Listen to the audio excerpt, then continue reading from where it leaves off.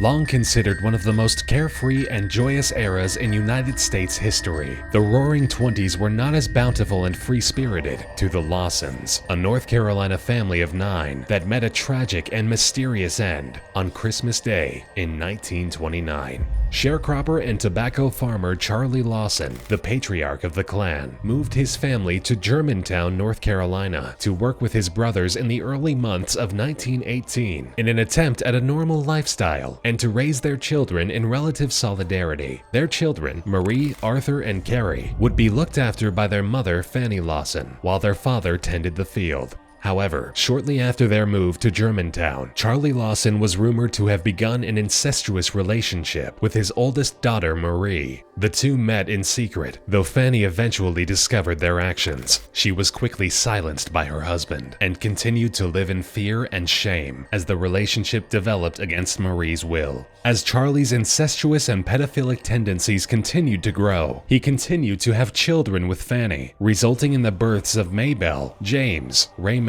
and Mary Lou over the course of nearly a decade. While it was never brought to light if Charlie started relationships with his other daughters, rumors about the family persisted around town. Then, just weeks before the birth of Mary Lou, Marie became pregnant, and Charlie suffered a massive head injury while tending the crops. In an attempt to save her daughters, Fanny confided in other family members that she believed Charlie had been taking advantage of the girls in the family. Marie also shared the information that she was pregnant to a close childhood friend. When word of this finally got back to Charlie, his strange behavior reached its peak. To save face among those he suspected of knowing about his relationship with Marie, Charlie rode into town with his family and purchased them all new suits and dresses so they could take a family portrait, something only upper-class families had the privilege of in the early days of the Great Depression. In the photo, Charlie poses in between Marie and Fanny as his wife holds their youngest daughter. Days after the photo had been taken, Charlie enacted his murderous plans. As his daughters Carrie and Maybelle prepared to visit their uncle's home after Christmas morning, Charlie hid behind the barn they would have to pass on their way, armed with a loaded shotgun. As they rounded the corner, Charlie shot both of them before bludgeoning them with the butt of the gun for good measure.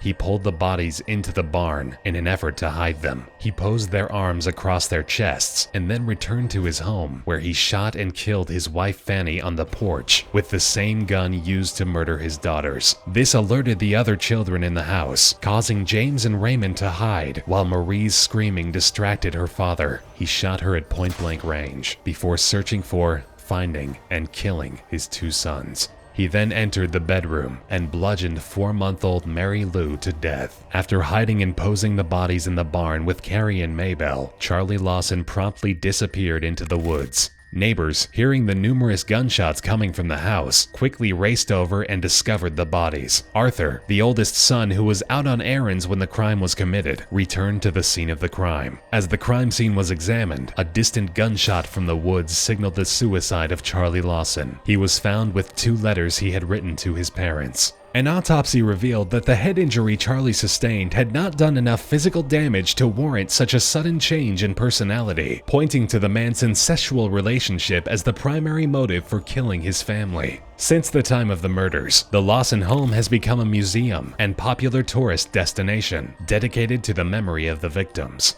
and the heinous, twisted crime of mass murderer Charlie Lawson.